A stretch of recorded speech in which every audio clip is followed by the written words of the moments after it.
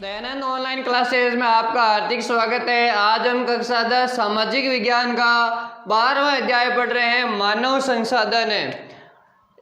संसाधन यानी पर्यावरण में उपलब्ध है वे सभी वस्तुएं जो हमारी आवश्यकताओं की पूर्ति हेतु प्रयुक्त होती है उन्हें हम संसाधन कहते हैं। यानी संसाधन जो पर्यावरण में उपलब्ध वे सभी वस्तुएं हैं जो हमारी आवश्यकताओं की पूर्ति हेतु प्रयुक्त होती है और मनुष्य की मूलभूत आवश्यकताओं के लिए रोटी, कपड़ा, मकान आवश्यक है। और मनुष्य स्वयं एक संसाधन है। मनुष्य को मानव संसाधन में उनकी संख्या तथा शारीरिक तथा मानसिक शक्ति बनाती है। यानी मनुष्य इस तरह से संसाधन है कि मनुष्य जो मानव संसाधन के रूप में उनकी हमारी शारीरिक तथा मानसिक शक्ति का बनाती है। और जब हमारी शारीरिक और मानसिक शक्ति का विकास होता है तो इनके विकास होने से शिक्षा तथा तकनीकी और स्वास्थ्य कौशल आदि की सहायता से मनुष्य कई नई नई वस्तुओं का निर्माण करता है। जब यानी हमारी शारीरिक और मानसिक शक्ति का विकास होता है और जब मानसिक शक्ति के विकास होने से जब हमारे शिक्षा और तकनीक स्वास्थ्य में भी विकास होता है और शिक्षा और तकनीकी की सहायता से इनके विकास होने के बाद में जब मनुष्य क्या करता है इनकी सहायता से कई नई नई वस्तुओं का निर्माण करता है। मानव संसाधन वे उदाहरण है जो जनसंख्या को अर्थव्यवस्था के दायित्व से अधिक परिसंपत्ति के रूप में देखती है। यानी मानव संसाधन जो जनसंख्या को अर्थव्यवस्था के दायित्व से अधिक परिसंपत्ति के रूप में देखते हैं। अब मानव संसाधन में आ गए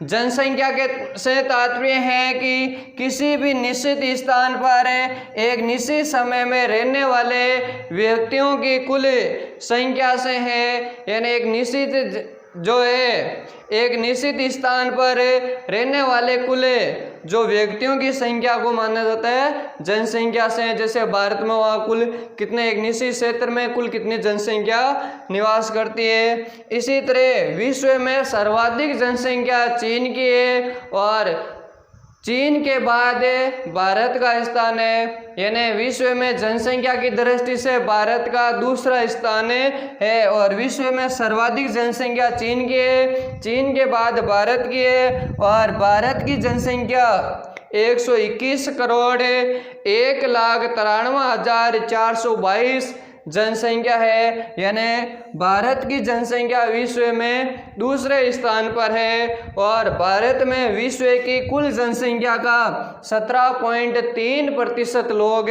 निवास करते हैं। पूरे विश्व के 17.3% जनसंख्या जो भारत में निवास करती है।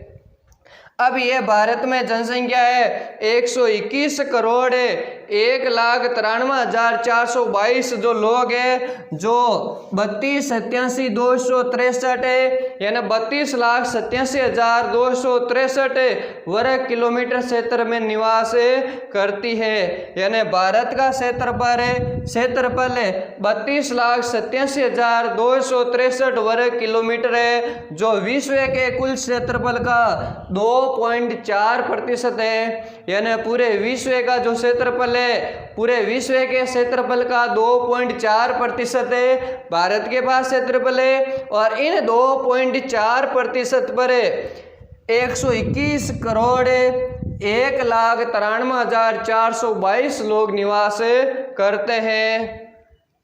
देश में यानी भारत में सबसे अधिक जनसंख्या वाला राज्य उत्तर प्रदेश है। भारत में सर्वाधिक जनसंख्या उत्तर प्रदेश राज्य में निवास करती है और उत्तर प्रदेश में 19 करोड़ 95,81,477 लोग निवास करते हैं। यानी भारत के कुल लोगों का 16.49% लोग हैं जो उत्तर प्रदेश में निवास करते हैं। और देश में सबसे कम जनसंख्या है जो सिक्किम में है और सिक्किम में जनसंख्या 6,07,000 688 लोग निवास करते हैं, यानी भारत के कुल जनसंख्या का 0.05% लोग हैं। यानी भारत में सर्वाधिक जनसंख्या उत्तर प्रदेश राज्य में निवास करती है और सबसे कम जनसंख्या सिक्किम में निवास करती है। ये आंकड़े 2011 की जनगणना के अनुसार है। 2011 की जनगणना के अनुसार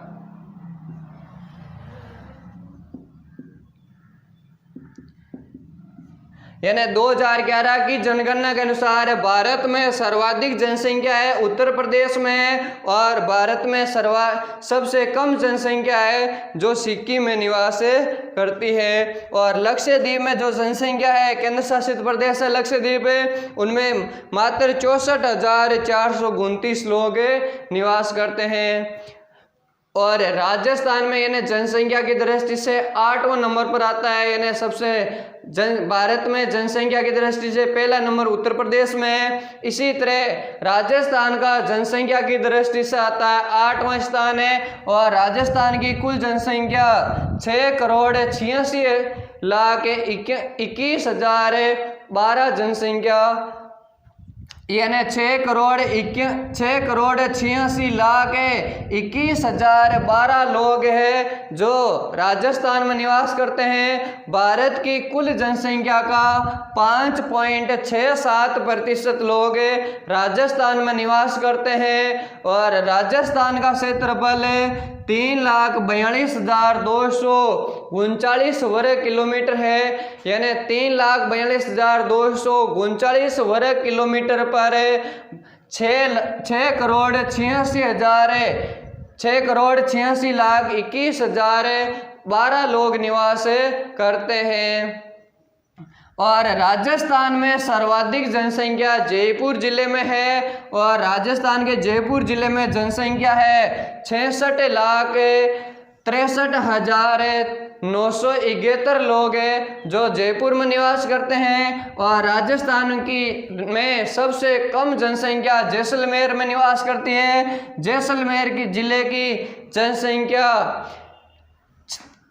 6,72,008 लोग, यानी जैसलमेर जिले में 6,72,008 लोग निवास करते हैं। तो भारत में सर्वाधिक जनसंख्या है उत्तर प्रदेश में और राजस्थान में सर्वाधिक जनसंख्या है जयपुर में और विश्व में सर्वाधिक जनसंख्या है चीन में। और इनके बाद में है भारत में सबसे कम जनसंख्या सिक्किम में है और राजस्थान में सबसे कम जनसंख्या वो जैसलमेर में है।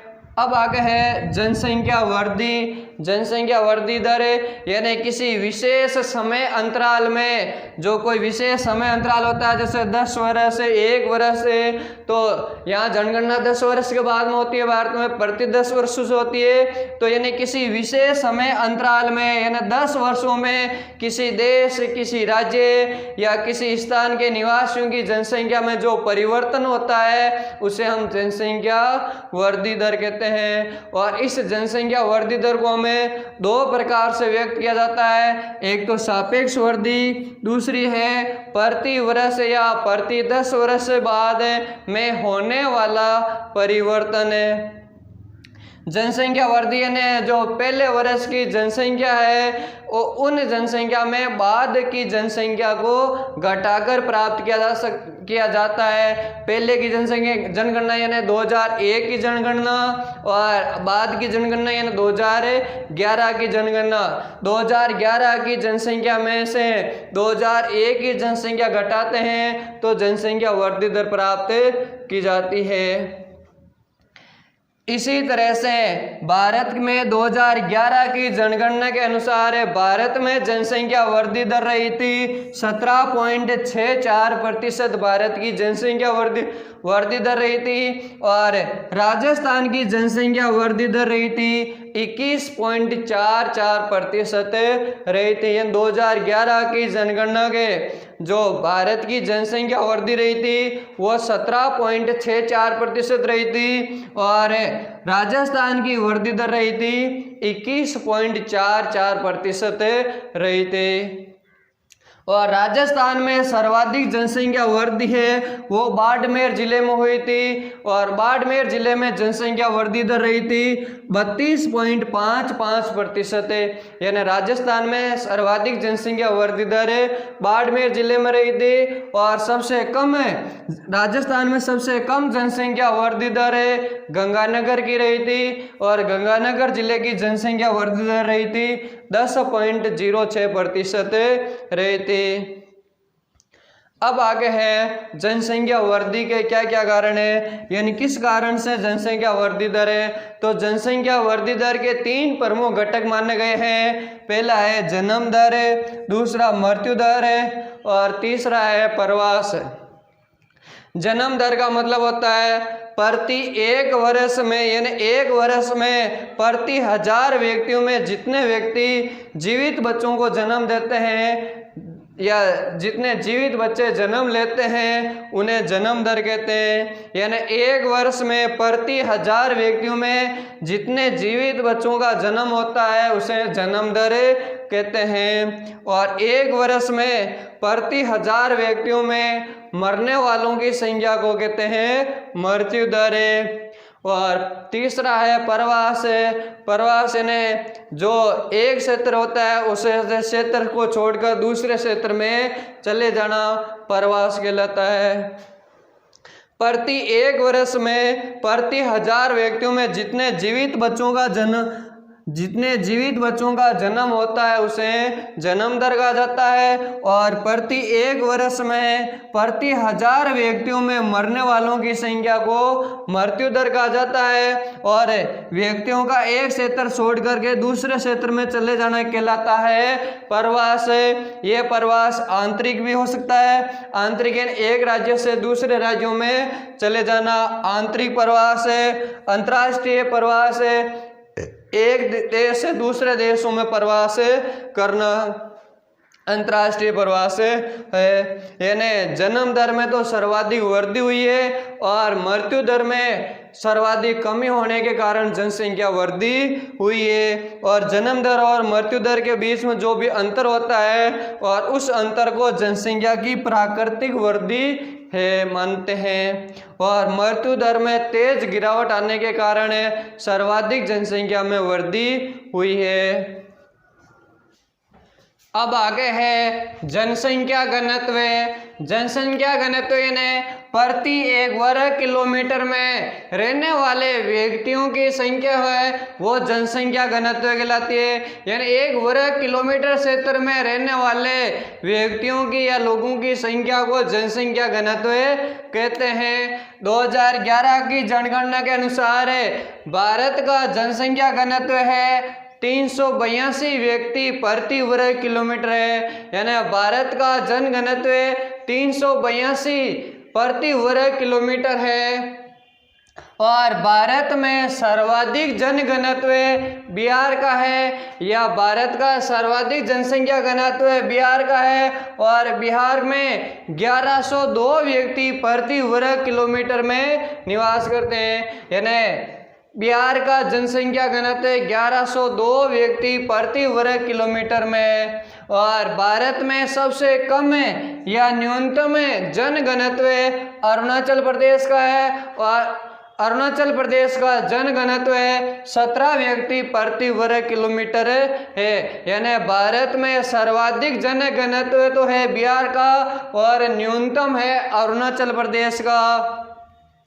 राजस्थान का जनघनत्व 201 व्यक्ति प्रति वर्ग किलोमीटर है। 2011 की जनगणना के अनुसार राजस्थान का जनघनत्व या राजस्थान का जनसंख्या घनत्व 201 व्यक्ति प्रति वर्ग किलोमीटर है। 2001 में राजस्थान का जनघनत्व था 165 व्यक्ति प्रति वर्ग किलोमीटर में, और ये बढ़ा है। यानी राजस्थान का जनघनत्व 2001 में 165 व्यक्ति प्रति वर्ग किलोमीटर था, जो बढ़कर 2011 में राजस्थान का जनघनत्व है 201 व्यक्ति प्रति वर्ग किलोमीटर है।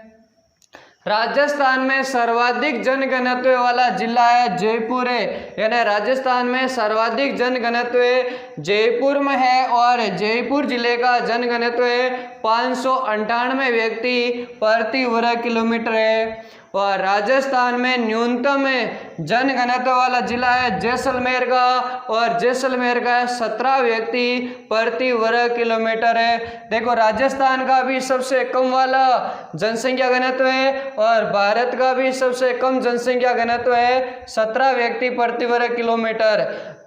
राजस्थान में सबसे कम है जनघनत्व जैसलमेर का 17 और भारत का सबसे कम जनघनत्व वाला अरुणाचल प्रदेश का है और अरुणाचल प्रदेश का जनघनत्व न्यूनतम है 17। अब है इतना जनघनत्व होने के कारण क्या क्या समस्या आती है। जनसंख्या समस्या, देखो यानी अधिक जनसंख्या होने के कारण वहाँ पर भोजन, आवास, शिक्षा, स्वास्थ्य सुविधा या जैसी मूलभूत आवश्यकताओं को पूरा करने हेतु तो अधिक संसाधनों का उपयोग करना पड़ता है और इसके अधिक संसाधनों का उपयोग करने के बाद अधिक जनसंख्या होने के कारण बेरोजगारी, गरीबी आदि जनसंख्या में क्या हो जाती है, गरीबी, बेरोजगारी आदि समस्याएं उत्पन्न हो जाती है तथा पीने के लिए पानी की समस्या हो जाती है, बिजली की समस्या, यातायात की समस्या, आवास की समस्या आदि ऐसी समस्याएं जब अधिक जनसंख्या होती है तो इस प्रकार की समस्या उत्पन्न हो जाती हैं। अब आगे है साक्षरता दर। साक्षर दर यानी एक व्यक्ति जिसकी आयु यानी 2011 की जनगणना के अनुसार एक व्यक्ति जिसकी आयु 7 वर्ष या 7 वर्ष से अधिक होती है और वो व्यक्ति किसी भी भाषा को समझ सकता है और समझ करके लिख सकता है और या पढ़ सकता है तो उस व्यक्ति को हम साक्षर माने जाते हैं। यानी साक्षरता दर यानी जिस व्यक्ति की आयु 7 वर्ष से अधिक 7 वर्ष या इससे अधिक वाली आयु वाले व्यक्ति को कोई सी भी भाषा या किसी भी भाषा को वह समझ कर पढ़ सकता है या लिख सकता है तो उस व्यक्ति को क्या माना गया है, साक्षर माना गया है और उसे साक्षर की श्रेणी में रख दिया गया है। 2011 की जनगणना के अनुसार भारत की साक्षरता दर 74.04% रही है।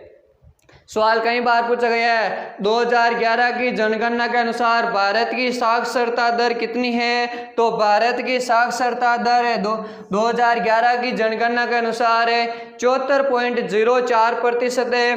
अब भारत की यह साक्षरता है 74.04% है। इसमें पुरुषों की साक्षरता है 82.14 यानी भारत के पुरुषों की साक्षरता दर है 82.14 और भारत की महिलाओं की साक्षरता दर है 65.46% रही है। यानी भारत की कुल साक्षरता दर तो है 74.04% और जिसमें पुरुषों की साक्षरता दर है 82.14% और महिलाओं की साक्षरता दर है 65.46%।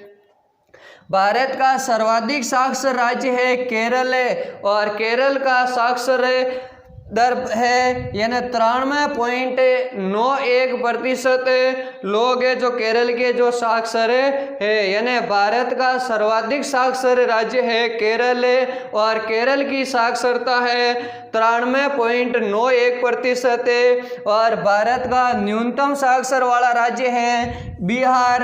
बिहार की साक्षरता है 63.82% या भारत में सबसे कम साक्षर वाला राज्य है बिहार जिसकी साक्षरता 63.82% है। यानी भारत में सर्वाधिक साक्षरता है केरल राज्य की और न्यूनतम है बिहार के। राजस्थान की साक्षरता दर है 67.07% है। राजस्थान की साक्षरता दर है 67.07% है जिसमें पुरुषों की साक्षरता दर है 80.51% और महिलाओं की साक्षरता दर है 52.66% रही है। यानी राजस्थान की पुरुष साक्षरता है 80.51% है। और राजस्थान की महिला साक्षर दर है 52.66% रही है। और राजस्थान की कुल साक्षरता है 67.07% है। राजस्थान में सर्वाधिक साक्षर वाला जिला है कोटा, यानी राजस्थान में कोटा की सर्वाधिक साक्षरता दर है 77.48% रही है। यानी राजस्थान में सर्वाधिक साक्षर वाला राज्य कोटा है और कोटा जिले की साक्षरता दर है 77.48% है। और राजस्थान की न्यूनतम साक्षरता या राजस्थान की सबसे कम साक्षर वाला जिला है जालौर है, और जालौर जिले की साक्षरता दर है 55.58% है। यानी राजस्थान में सर्वाधिक साक्षर जिला कोटा है और राजस्थान में न्यूनतम साक्षर जिला है जालौर है, और जालौर की साक्षरता दर है 55.58% है। राज्य में यानी साक्षरता रहने राजस्थान में शिक्षा को बढ़ावा देने के लिए या साक्षरता को में वृद्धि करने हेतु तो कई कार्यक्रम या योजनाएं चली गई है। तो राज्य में साक्षरता दर में वृद्धि हेतु कई कार्यक्रम चलाए गए हैं। यानी एक तो साक्षरता अभियान चलाया गया था, प्रौढ़ शिक्षा अभियान चलाया था, सतत साक्षर कार्यक्रम चलाया था, सतत साक्षरता कार्यक्रम चलाया गया था, निःशुल्क व अनिवार्य शिक्षा का कार्यक्रम चला।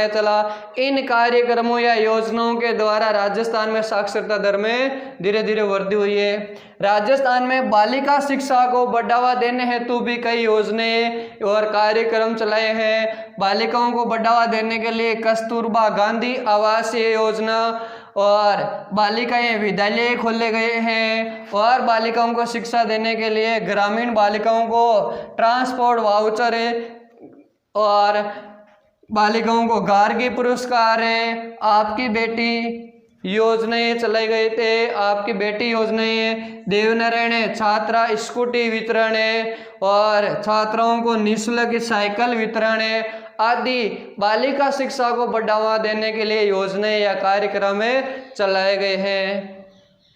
अब आगे है लिंगानुपात है। लिंगानुपात का अर्थ होता है प्रति 1000 पुरुषों पर महिलाओं की संख्या को लिंगानुपात कहा जाता है। यानी पुरुष व स्त्रियों की संख्या के अनुपात लिंगानुपात होता है। प्रति 1000 पुरुषों पर महिलाओं की संख्या को लिंगानुपात कहा जाता है। 2011 की जनगणना के अनुसार भारत का लिंगानुपात 940 महिलाएं प्रति 1000 पुरुषों पर रही है। यानी भारत में 1000 पुरुषों के लिए पुरुषों पर 940 महिलाएं हैं। तो भारत का लिंगानुपात है 940 महिलाएं प्रति 1000 पुरुषों पर है। भारत का सर्वाधिक लिंगानुपात है केरल राज्य का है। यानी केरल राज्य का लिंगानुपात 1084 है। यानी वहाँ पर महिलाओं की संख्या अधिक है। यानी भारत का सर्वाधिक लिंगानुपात केरल राज्य का है और केरल राज्य का लिंगानुपात है 1084। और भारत में सबसे कम या न्यूनतम लिंगानुपात वाला राज्य है हरियाणा। वहाँ पर हरियाणा का लिंगानुपात है 877 महिलाएं 1000 पुरुषों पर 877 महिलाएं हैं हरियाणा का। यानी भारत का लिंगानुपात 940 महिलाएं हैं और भारत का सर्वाधिक लिंगानुपात केरल राज्य का है 1084 और भारत में न्यूनतम लिंगानुपात वाला राज्य है हरियाणा और हरियाणा का लिंगानुपात 977 है। राजस्थान का लिंगानुपात 926 है। राजस्थान का लिंगानुपात 926 महिलाएं यानी राजस्थान में 1000 पुरुषों पर 926 महिलाएं हैं। और राजस्थान में सर्वाधिक लिंगानुपात डूंगरपुर जिले का है। राजस्थान में सर्वाधिक लिंगानुपात डूंगरपुर जिले का 990 है। और इनके बाद दूसरे नंबर पर राजस्थान का सर्वाधिक लिंगानुपात राजसमंद का है। वहाँ राजसमंद का लिंगानुपात 988 महिलाएं प्रति 1000 पुरुषों पर है। यानी राजस्थान में सर्वाधिक लिंगानुपात डूंगरपुर राज्य का है, और उनके बाद में राजस्थान का सर्वाधिक लिंगानुपात डूंगरपुर और राजसमंद का है। डूंगरपुर का है 990 और राजसमंद का लिंगानुपात है 988 महिलाएं प्रति 1000 पुरुषों पर। राजस्थान का न्यूनतम लिंगानुपात वाला जिला है धौलपुर, और धौलपुर का लिंगानुपात है 845 महिलाएं प्रति 1000 पुरुषों पर। यानी राजस्थान का सर्वाधिक लिंगानुपात डूंगरपुर का और राजस्थान का न्यूनतम लिंगानुपात है धौलपुर का 2011 की जनगणना के अनुसार है। अब आगे है नगरीकरण। यानी नगरीकरण यानी जनसंख्या जो गांव के क्षेत्र में निवास करती है, ग्रामीण क्षेत्रों में जनसंख्या निवास करती है, वो नगरों की तरफ पलायन करती है। गांव में रोजगार के साधन नहीं है, तो रोजगार के साधन, शिक्षा आदि है के उपलब्धि हेतु गांव के लोग या ग्रामीण लोग वो शहरों की तरफ पलायन करते हैं या शहरों में जाकर के निवास करते हैं। तो जनसंख्या का ग्रामीण क्षेत्रों से शहरी क्षेत्रों की ओर पलायन करना ही नगरीकरण कहलाता है। और इस नगरीकरण से शहरी क्षेत्र में भौतिक विस्तार हो जाता है, और शहरी क्षेत्र का भौतिक विस्तार इन जनसंख्या में भी विस्तार हो जाता है, क्षेत्रफल में विस्तार हो जाता है। ये आदि होने के कारण ही क्या कहलाता है, शहरीकरण कहलाता है। और नगरीकरण में नगर पालिका, नगर परिषद, नगर निगम, छावनी बोर्ड, ये सभी शहरी क्षेत्र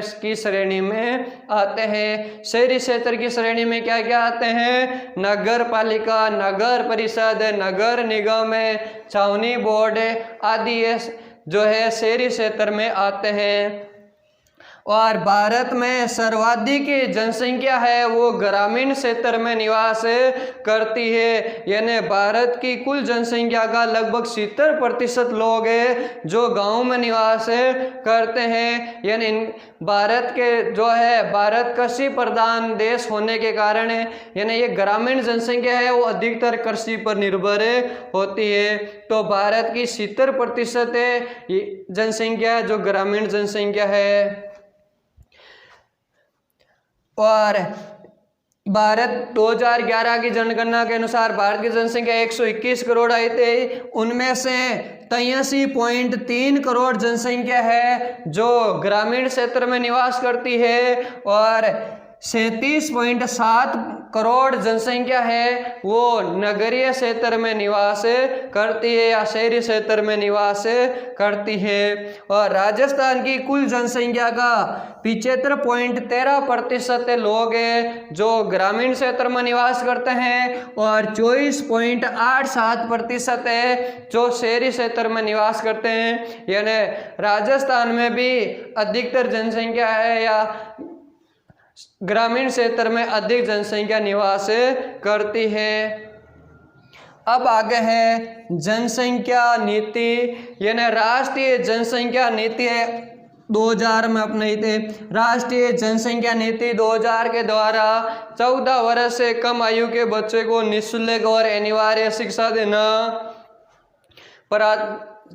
निःशुल्क व अनिवार्य शिक्षा का प्रावधान करना, शिशु मृत्यु दर में कमी करना, और व्यापक स्तर पर इन्हें टीकाकरण की इस तरह सुविधाएं या टीकाकरण के माध्यम से बीमारियों को छुटकारा देना या टीकाकरण के द्वारा बीमारियों को समाप्त करना, लड़कियों की शादी हेतु उम्र बढ़ाना, और परिवार नियोजन को एक जन केंद्रीयकरण कार्यक्रम बनाने का एक ढांचा प्रदान करने आदि प्रदान करने की एक योजना या नीति अपनाई थी। उस नीति को जनसंख्या नीति आते हैं। यानी इसमें जो 14 वर्ष से यानी एक तो जन्म दर को कम करना, शादी विवाह बालिकाओं की उम्र में बढ़ाना, और टीकाकरण के माध्यम से कई बीमारियों को समाप्त करना, इस प्रकार के जो योजना है जो राष्ट्रीय जनसंख्या नीति 2000 के द्वारा एक ढांचा प्रदान किया या इसमें सुधार किया था, उन्हें जनसंख्या नीति के नाम से जानते हैं। धन्यवाद।